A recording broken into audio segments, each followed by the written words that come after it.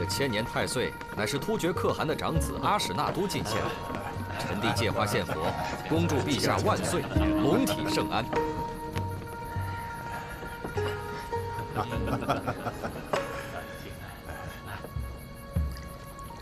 好，好，好，好。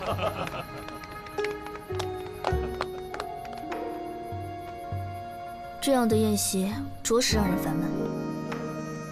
你大可不必来。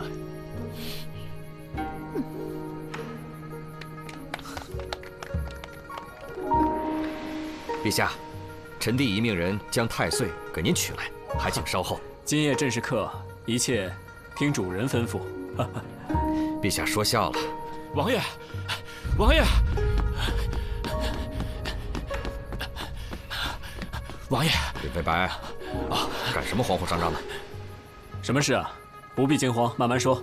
是陛下，王爷，张夫人她，张夫人又怎么了？她被千年太岁杀死了。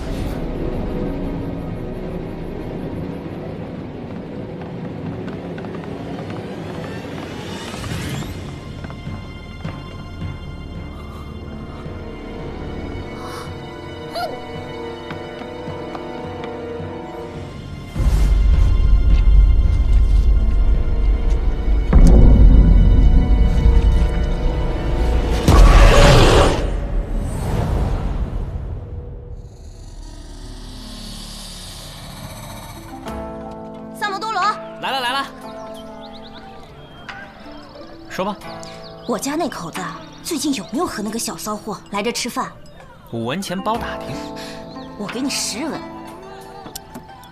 之前来吃过一碗面。什么？这个臭不要脸的，死心不改，看老爷回去怎么收拾他。我觉得这事儿你也别太往心里去，男人嘛，谁还不会有点死老外，嫌最近日子过得太舒坦了是不是啊？那2口子要是在店里掐起来，你端着呀！三伯，哎呦，我的炮爷，您今儿怎么有功夫亲自来视察我告诉你，别想躲，老娘跟你没完！吴王府昨晚设宴，老大和子苏都受邀了。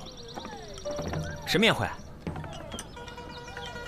有个叫阿史那都的突厥王子送了吴王一个千年太岁。哦，这个吴王呢，就想献给陛下，没想到王府侧室夫人横死，结果呢，就把我老大生生搁里头了。说是那侧室夫人被太岁所杀，你们说邪门不？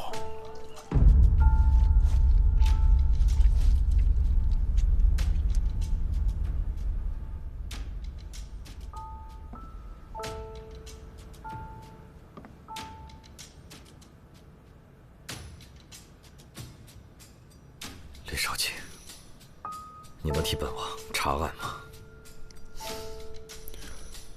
只能劳烦王爷派人盯紧每一个赴宴之人，因为能在王府中自由走动、不受约束的人，都有可能是凶手。去，照办。是。王爷，阿史那都已派人严加看管。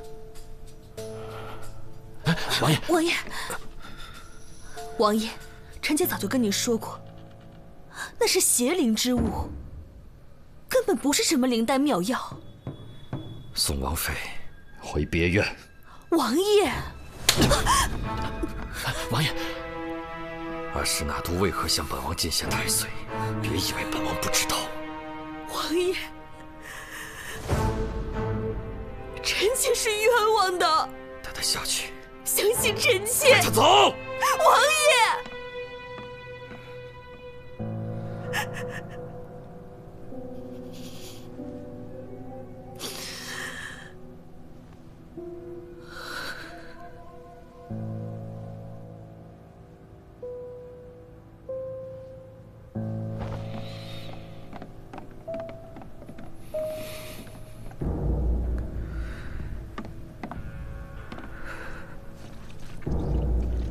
李少卿，这件案子就拜托你了。飞白，他会协助你们的。是，下官定当竭尽所能。本王先回了。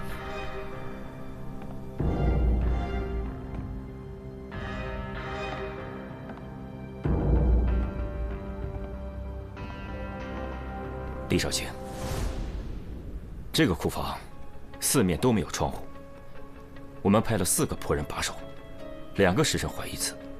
刚才下官也问过仆人，除了张夫人的婢女明月硬要他们离开入乡的时间外，再也没有离开过。官人饶命，是夫人让我这么做的。什么意思？夫人近来体弱多病，之前听说太岁有延年益寿、永葆青春的功效，便动了私心来偷吃。因此，他叫我支开仆人，自己偷偷来到库房。哦，小的记得，王妃之前劝过张夫人别打太岁的主意，2人为此发生争执。后来还是令长史过来将2人劝好的。啊，确实如此。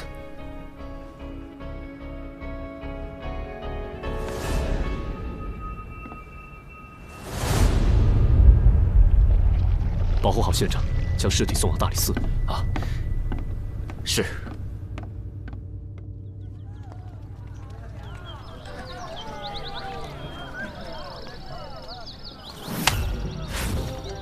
让萨摩跟我去办案。他是你大理寺的人，还是我凡社的人呢？反正你店里生意也不怎么好。哪只眼睛看见我店里生意不好啊？开个价吧。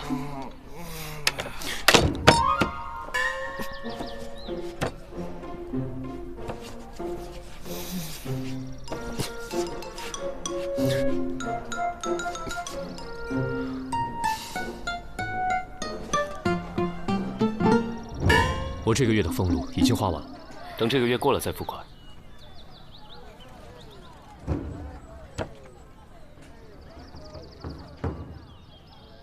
3份利，成交。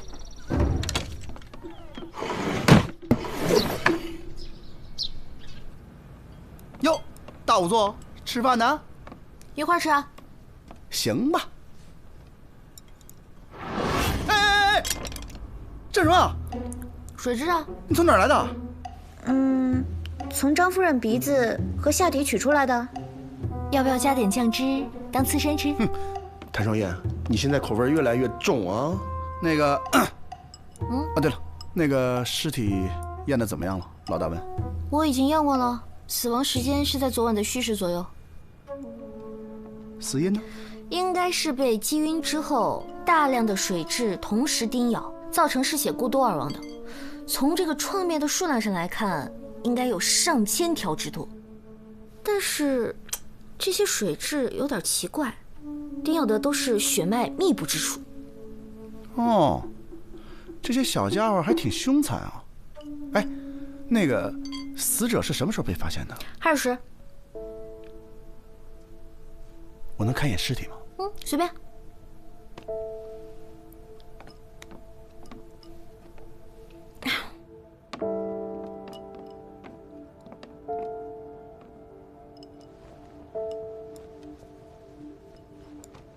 那个，你先吃饭啊，一会儿让老大他们过来看。你怎么看一眼就走的啊？那些水蛭是物证啊，你别真给吃了。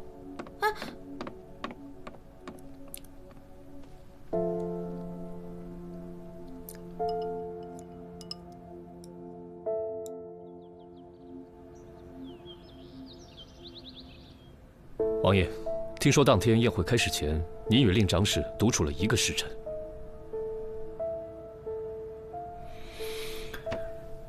正是。当时我和飞白先去查看了一下贡物，之后又来到书房里喝了一点酒。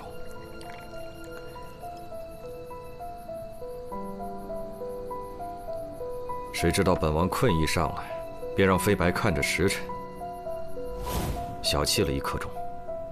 王爷是什么时候睡的？下官记得应该是戌时3刻。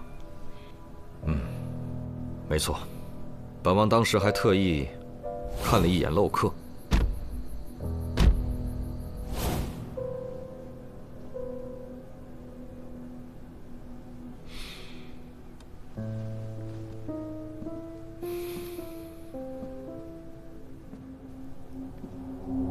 此事还烦请李少卿不要在朝中宣扬。请王爷放心。那就好，辛苦各位了。本王还得处理一下张夫人的事，暂且失陪了。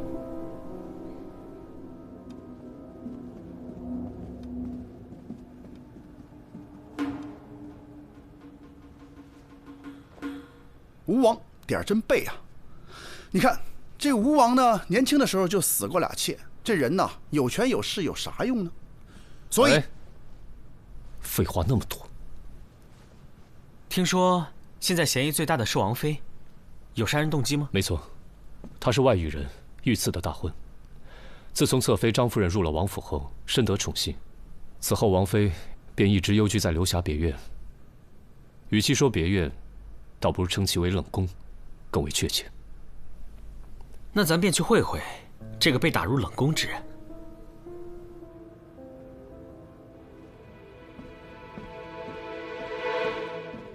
李少卿，请恕素衣瞒报之罪。昨日王爷将她送回别院后，王妃就悄然离去，再也没有回过王府。那你最后一次见她是什么时候？你要是敢说谎，李少卿会把你关到牢里去。素衣绝对不敢欺瞒李少卿。昨日宵禁之前，王妃找我借了套衣服，说是要去西市一个叫什么七贤的客栈，这剩下的我就不知道了。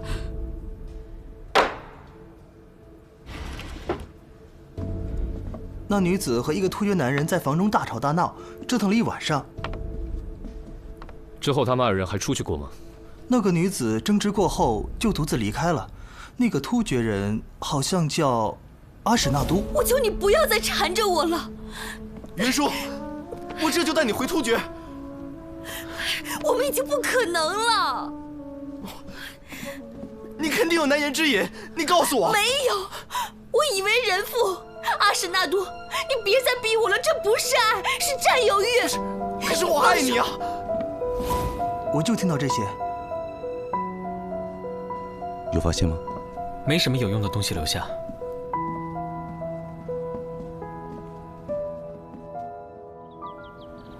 放开我！放开！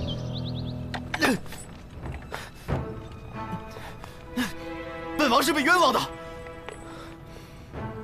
本王没有杀人。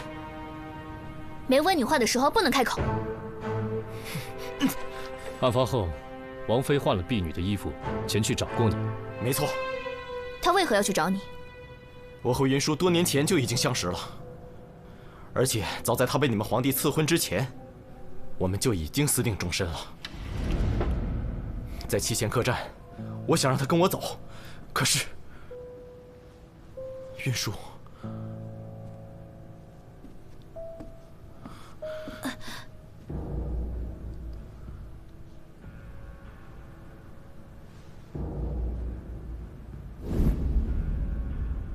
那日王妃去过七贤客栈后就失踪了，你知道她在哪里吗？她不见了。难道不是你伙同王妃一起杀了张夫人吗？那个什么张夫人，我见都没见过，我为什么要杀她？这次来大唐，我只不过想把云舒带走而已。你们一定要找到云舒，求你们了，求你们。把他押下去吧。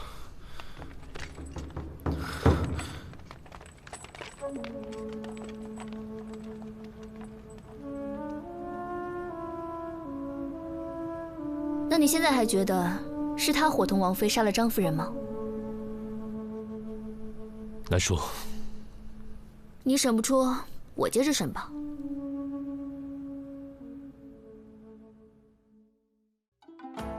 彼黍离离，必稷之苗。彼黍离离，必稷之苗。行迈靡靡，忠心摇摇。行迈靡靡，忠心摇摇。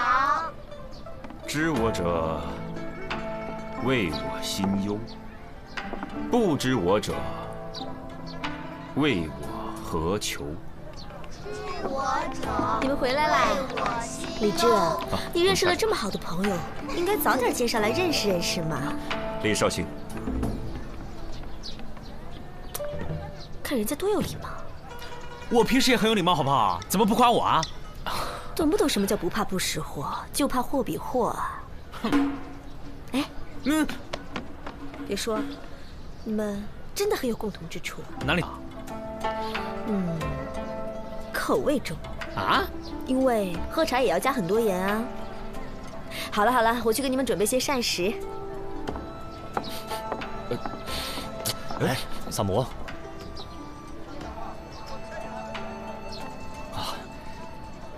李少卿，你这个香囊带很久了吗？萨摩，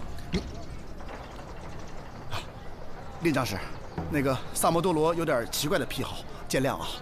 你这个香囊哪来的？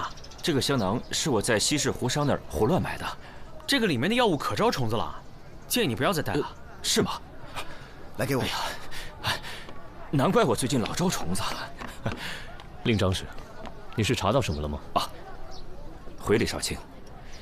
飞白从素衣口中得知，王妃有一个腰坠，一直舍不得离身，但如今却留在了梳妆台里。此事略有蹊跷。这玉坠有什么来历？玉坠是王妃出阁之前便有的，花纹特别。有什么特别啊？一看便是突厥之物，而且阿史那都也有一个。令长史跟突厥王子关系很好吗？我二人此前算是点头之交。他被捕之后，吉隆可汗震怒，派10万大军驻扎我边境，逼大唐交人。倘若不交出突厥王子，他们便要派兵南下。这案子再不破，恐怕两国交战在所难免啊！萨摩，我们一起重回命案现场。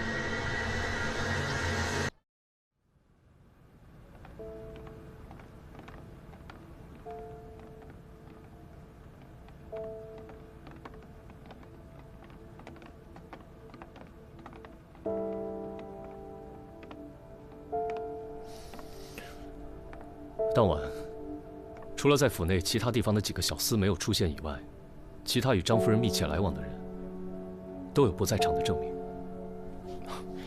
李少卿，当晚值守的几个仆人都带过来了，你们几个一会儿好好回答几位官人的问题。是。当晚，除了张夫人的婢女明月叫你们出去，你们再也没离开过。是的。那天晚上可有什么异常？没有什么异常，只是确实听到了什么东西被打翻的声音。当时小人还以为进贼了呢。我们过去查看，发现对面杂物间的窗户破了个大洞。那张夫人是什么时候离开的？不知道。到对面杂物间看看。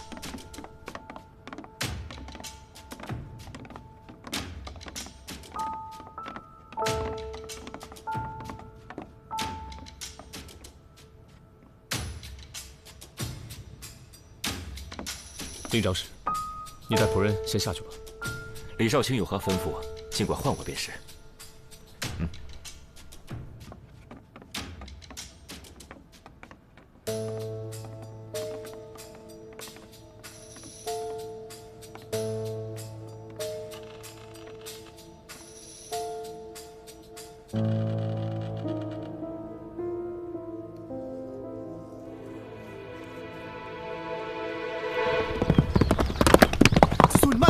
别摔着啊！提审时，阿史那都亲口承认，曾在长安附近置屋，以便与王妃幽会。看来，就是这里了。子苏，一会儿这样啊，一会儿我数1、2、3，我一踹门你就冲进去啊！哎，凭什么是我先冲进去啊？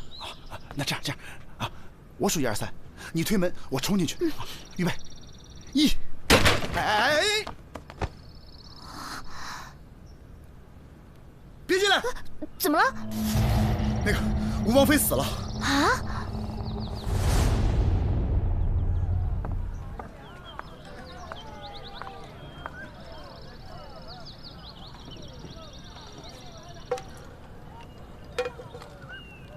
去哪儿了？查案。紫苏和3炮托人带了个口信，说他们在一个叫什么的地方发现了吴王妃的尸体。有详细位置吗？地图。给我。这种钱你也赚？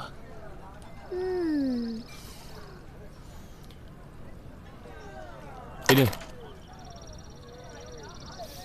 难怪萨摩跟你一模一样。哎，我可只说了一句话，关我什么事啊？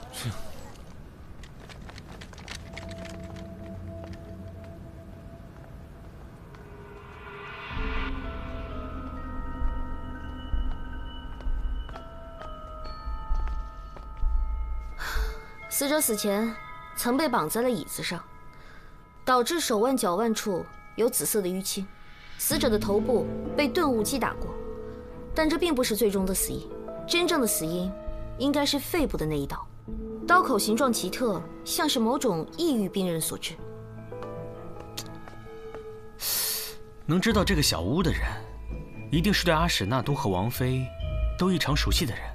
能在吴王府中杀害张夫人，而又绑走王妃的，必定是对这二人十分熟悉的人。我觉得你想到的跟我想到的是同一个人。对，但是问题，他是怎么做到的？杀人动机又是什么呢？我总觉得哪儿不对，可是哪儿不对呢？我们只能再去趟吴王府，但愿能赶在证据被毁之前找到。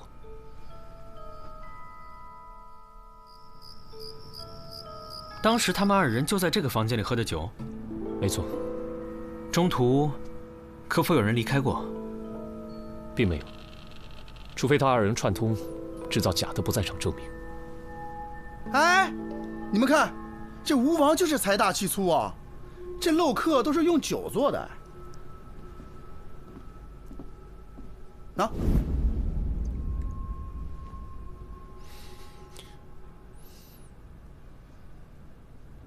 没错，是酒。大理寺查案。几日前，吴王府参加夜宴的官员，是不是你们驿站负责接送的？正是。你可记得当夜发生过什么不寻常的事吗？当然记得了。记得当日一位官员差人把马匹送回来的时候，身上竟然有好些个水蛭。你确定是水蛭？啊，小人比谁都心疼这些马儿。那位官人是不是在宴会上偷偷将小锥儿系沟里去了？送回来时，马身上钉了好多水蛭，个个又肥又大的，真是心疼死我了。哎，是哪一位官员啊？这个，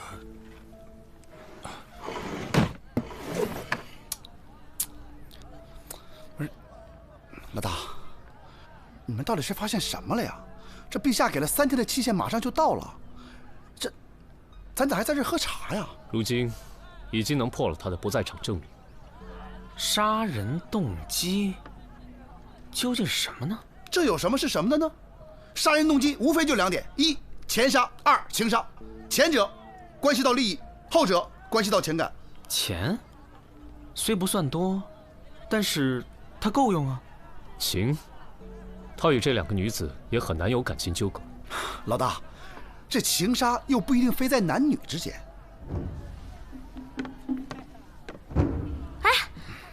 你们还有心情在这儿喝茶？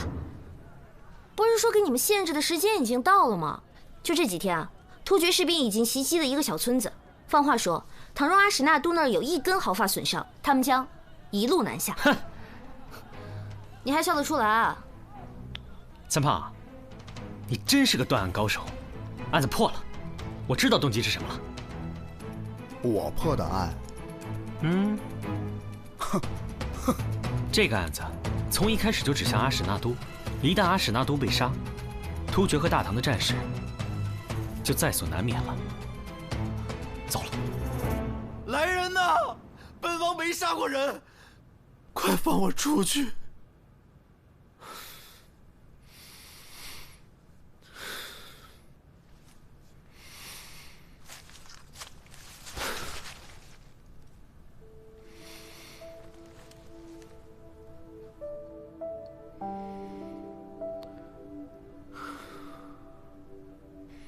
云舒，你放心吧，待我从这里出去以后，我就去找你，把你带回突厥。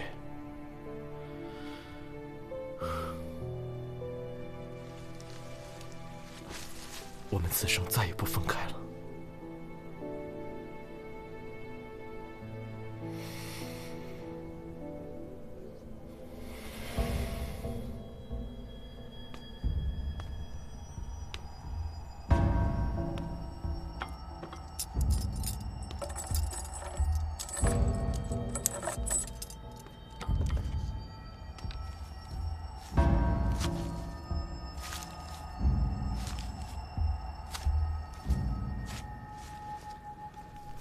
王子，您的饭来了。最后一顿，吃了吧。滚！出去。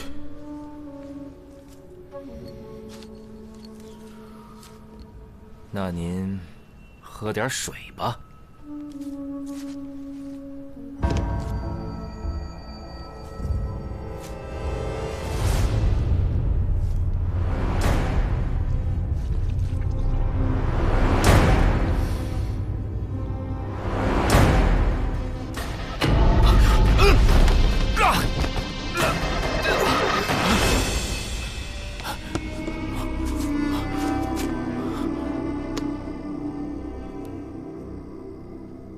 令长史，想不到你还是一个会操纵重置的伽罗师啊！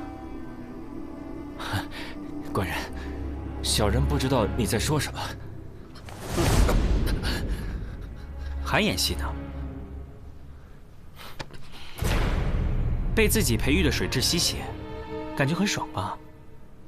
你口重，喝茶都放盐，就是为了抵御水蛭吧？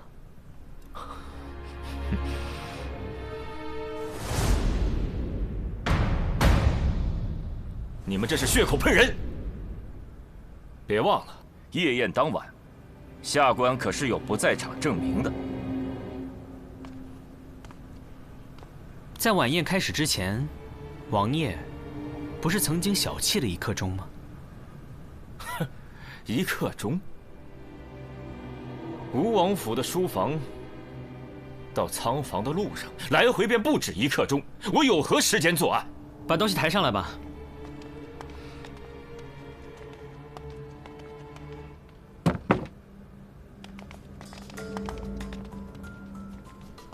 那天晚上，你与王爷在书房里对饮，你的座位应该是离这个漏客最近的吧？你在事先带来的酒里就动了手脚，让王爷昏昏欲睡，主动提出小憩。王爷睡前看到漏客是虚实3刻，睡后看到是4刻，他自然就会以为自己只睡了1刻钟。可你应该事先将酒倒入了漏刻当中，漏刻显示为虚实3刻，很有可能才2刻不到。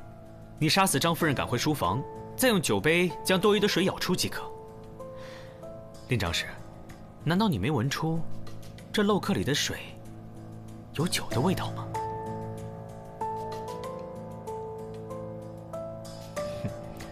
我不知道你在胡言乱语些什么。仓房对面的储物间里有个蜡烛制作的岩石机关，丝线的一头绑有重物，时间一到，蜡烛点燃丝线，重物自然就会将窗户打破。我曾经问过吴王妃的仆人，当时也是令长史告诉张夫人这个太岁的奇妙之处吧。而张夫人果然信以为真，以为吃了太岁，她就能够延年益寿、永葆青春。这是世间女子的贪念。你和张夫人约定好了作案的时间和步骤，你先去了对面的杂物间做好机关，然后张夫人命明月将看守支开后，你们便可以趁机潜入库房。当张夫人正欲享用太岁时，你趁机将其杀死。而蜡烛机关触发后，看守自然会跑到对面去查看，这样你就有了逃离现场的时机。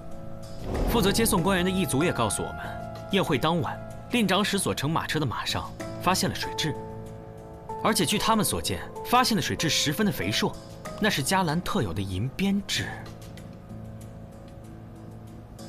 这种水蛭需要用人血孵化，吸血极快。你身上随身带的那个香囊，一闻便知是伽罗虫是用来育虫的。你为了伪造太岁吸血的假象，将夫人打晕之后，便驱使大量的银鞭蛭吸张夫人的血，导致张夫人流血过多而亡。说来说去，纯属臆测。我与张夫人平日里素来无冤无仇，我为什么要杀她？你假托太岁杀人，再嫁祸给突厥王子，圣上下令将其收押，如你所愿，突厥必然被激怒而出兵。我推测，吴王妃应该就是看破了你的秘密，才被你残忍的杀害了吧？你说什么？云舒死了？是的，他死在了山谷的那个小屋中。为什么？为什么？告诉我！我那么的相信你！放开！放开！说说吧。王妃无意间发现我与突厥的密信，我只能暂时囚禁她。王妃，只要你乖乖的待在这儿，我一定不会杀你。我不明白，你为什么要这么做？你明白又如何？你这么做，只会引起大唐和突厥纷争。难道兵连祸结，白骨路易才是你真正想要的吗？长史，令长史，现在收手还来得及。哼，你跟我说这些有何用？我本来就不是大唐的人。那我问你，张妍妍是你杀的吗？那是他自找的。我只是跟他透露了太岁的功效，可是他贪心啊，非要去偷吃才给我机会的。作为复国大计的一环，他必须死。那我呢？啊，对于你而言，我也只是你的一枚棋子，是吗？那你也肯定清楚，你如果不杀我，我必定会去破坏你的计划。可是我没有选择，我是大唐的子民。王妃，只要你乖乖的待在这里，我绝不会杀你。事成之后，我一定放你走。王妃，放开我！王妃，你为何要逼我？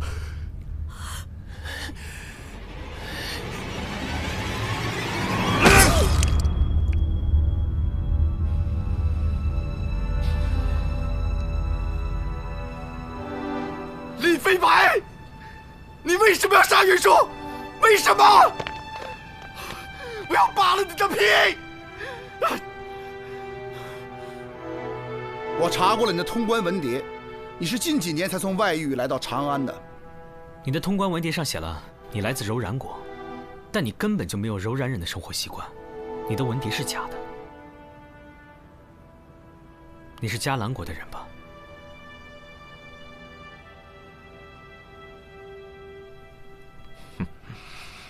萨摩多罗，别忘了，你也是迦兰国的子民。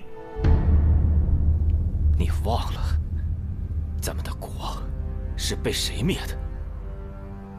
咱们的家又是被谁破的？啊，是大唐！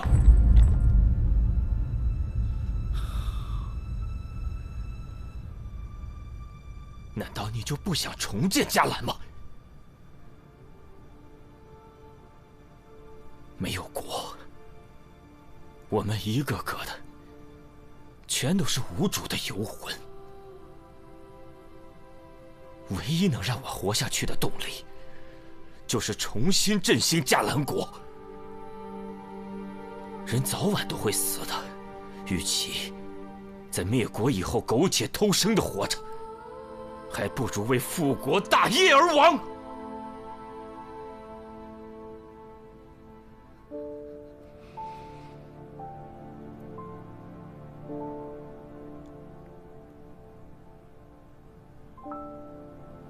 那我问你，你复国是为了什么？为了什么？为了迦兰逝去的子民，为了在战火中亡故的大哥和母亲。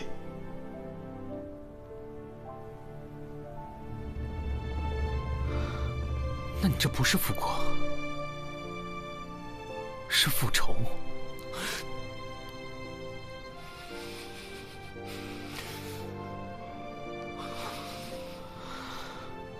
我还记得，我小时候在迦兰过着那种无忧无虑的日子。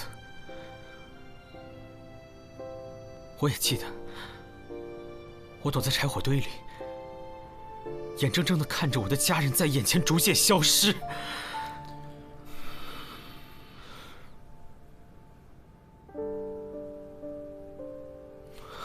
没有人会比我更痛，也没有人会比我更恨。我常常在想，难道我们因为我们心里的仇恨，难道我们因为我们所谓的复国，就要去杀掉别人的母亲和大哥吗？就要让更多的人成为像我一样的孤儿吗？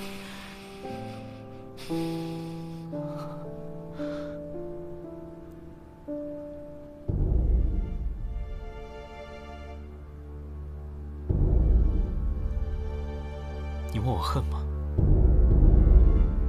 我当然恨，但是我更痛恨战争，痛恨一切打着国家名义残害无辜生命的行为。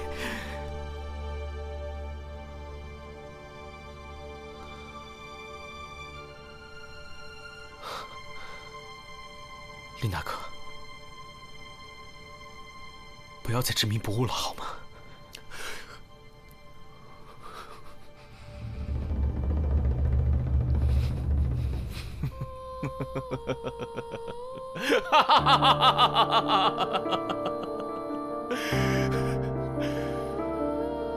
不知我者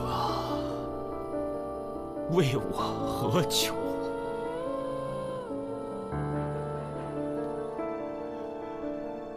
我只恨大计未能如愿，天佑迦兰！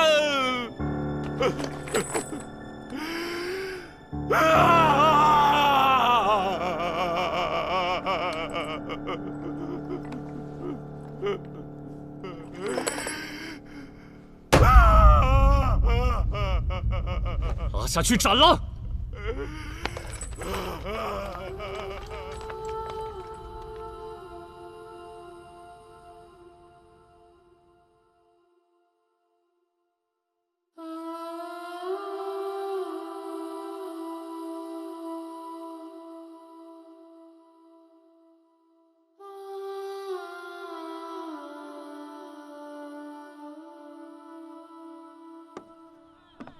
陛下向天下宣告，是吴王妃因擅妒杀害了侧妃张夫人，如今已派人将阿史那都送回了突厥。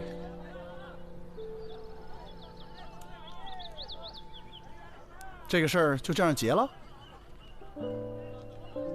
也许这样才是最好的结果。也不知那些迦兰移民会不会受到迁怒。哎呀，这个国家早就已经覆灭了。双叶，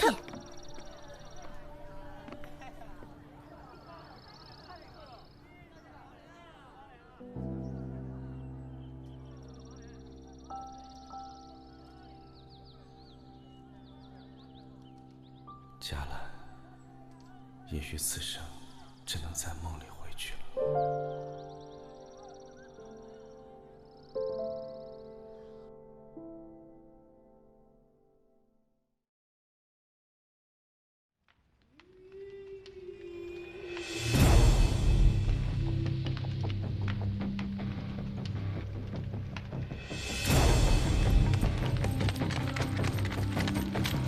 启禀国师，令妃白折了，验明正身，即日出战。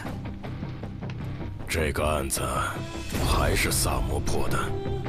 正是，若非他从中作梗，大唐和突厥已经开战，这个人必须处斩。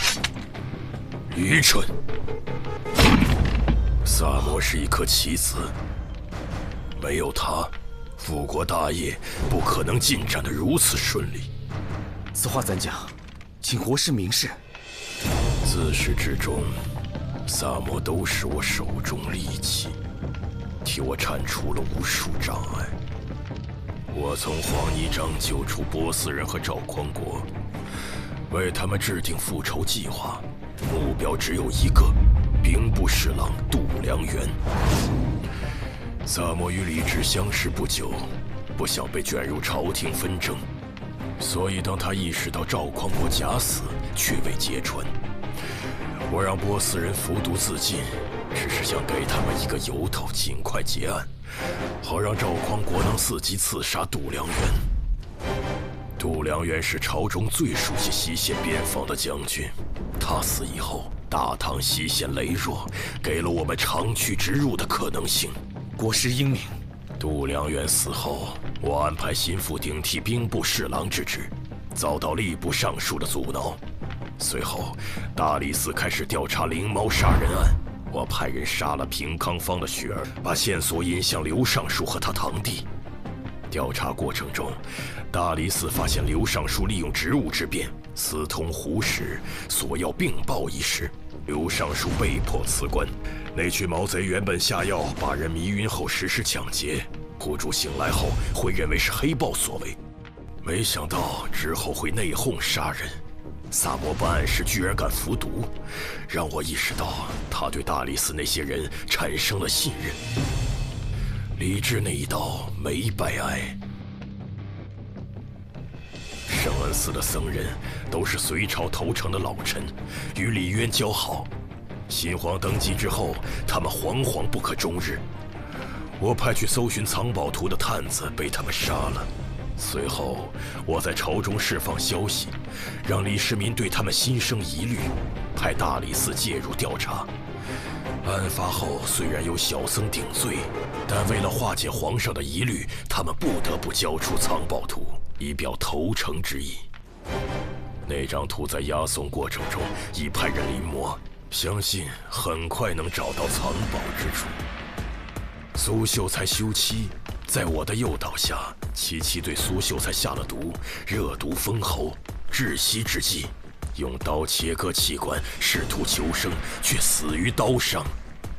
赵思南伏法后，他爹赵校尉被牵连，空出武备库的职位，自此，长安的武备库便落入我手。走私军械也正是从这一步开始的。在我的安排下，东水村李正率领村民盗窃金库。案发之后，李正充当了替罪羊，掌管金库的太傅司卿被撤职，顶上去的是个庸才，镇不住手下官吏。这个口子一开，朝廷财帛唾手可得。独子惨死，灵堂还魂。在我的诱导下，急于复仇的僧人了凡与杜老太太合谋杀人，被萨摩识破。杜老太太被发配充军，她在长安西南的3000亩山地落入我手，成了我们的驻军点。神头刘芳是我在长安的线人，常年为我提供坊间情报。案发后，萨摩看到了玉佩上的伽罗纹样，开始怀疑刘芳的背景。他居然还记得伽罗圣歌，让我很意外。不是怨灵一案，我为冯玉制定了复仇计划，数名高官死于非命，职位空缺。我方有3个4品以上官员入职，大获全胜。保平湖阴兵过路，孟昭复仇也是我安排的。此案让兵部尚书陆明仕途终结，之后顶替他的是顾明章，此人有把柄在我手中，这颗棋子随时可用。刘员外儿子造孽，我为苦主制定了复仇的计划。结案之后，朝廷严查民间麻烦，清除胡商，之后渠道和资源便落入我手。接下来，在新任兵部尚书顾明章的默许之下，大唐的战马供给就由我控制了。杜元山替我走私军械被盯上，只能牺牲他了。他死后，火枭落入法网。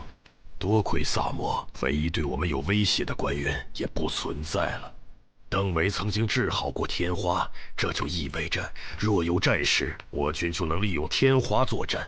在我的诱导下，邓维用我给的药物毒杀了贾仲元。他死后，天花秘术便落入我手，可以在一夜之间让大唐军队彻底丧失战斗力。大唐与吐蕃关系缓和，对我们不利。在我的提醒下，吐蕃国君意识到玄武对李世民犯忌，于是有了之后的连环杀童案。结案后，吐蕃使臣被急召回国，这正是我与吐蕃修好的大好时机。户部林侍郎的案子重点在那个大秦杨一。之前我高价聘请，遭到婉拒。案发后，他遭到牵连，严禁在长安城行医。我趁此机会将其拿下，为我军培训大批军医。太常寺郑少卿是皇上面前的红人，案发后朝堂上议论纷纷，他被迫辞官。顶其位的是我们的人，能与皇上朝夕相处，随时向我汇报朝堂内外的动向。信鸽能在开战时传达作战信息，但优秀的鸽种可遇不可求。我之前曾花大价钱向黎志桥买鸽子，但这呆子拒绝了我。于是我便诱导赵雷对他下手，引发了之后的一系列案件。黎志桥落入法网后，他的信鸽都落入我手。麻风病与天花一样，都能成为战时的武器。